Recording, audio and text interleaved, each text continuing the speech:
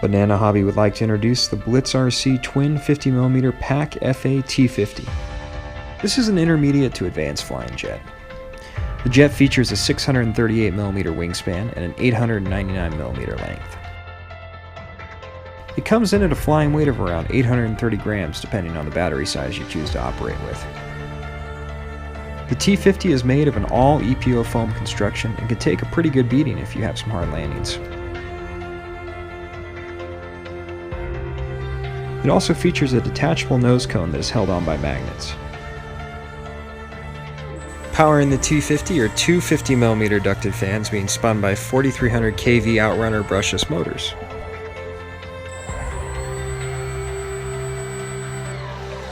One feature to improve performance located on the underside of the jet are two air vents to get extra air to those 50mm fans.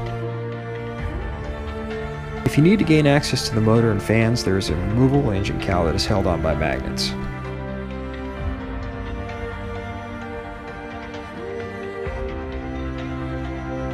The manual recommends flying the jet on an 11.1 3-cell 1800 mAh 25C rated battery.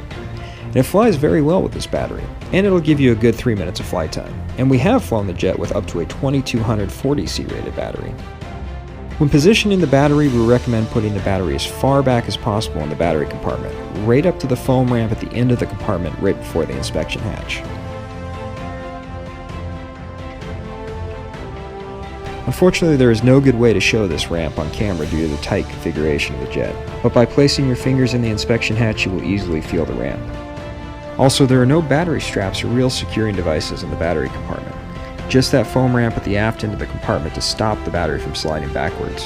So what we did was run a piece of Velcro down the entire battery floor to that ramp and put some Velcro on our battery. It secured the battery very well during all maneuvers. In addition, the small hatch on the belly of the jet can be used to gain access to the ESCs and the servo wires. But it can also be very helpful in placement of your battery. To gain access to the battery and receiver compartments on the top of the jet, you simply remove the magnetic canopy by lifting from the back first. The jet is operated on a 3-channel Elevon mixing setup using two 8-gram micro high-speed servos. There are two stabilator surfaces at the rear of the plane that offer a lot of pitch and roll control in addition to the ailerons. Because of this, you may want to dial in some expo on your transmitter if you can. If you're using a radio without that capability, then the included gyro will help with controllability. There should be a little caution used as well when you are attaching the stabilators during assembly. Just make sure that you take note and align all the hinges before final gluing and installation. Also be careful not to get any glue on the hinges, because if you do, they will bind and not work properly. One thing I wish this jet had but does not is rudders or a steerable nose wheel. Since the jet does not have these, there really is no directional control on the ground, so you're probably not going to want to take off or land in much of a crosswind. Another option you may want to consider though is doing hand launches to overcome this shortcoming, which works very well. And once you do get the jet into the air, directional control is not a problem.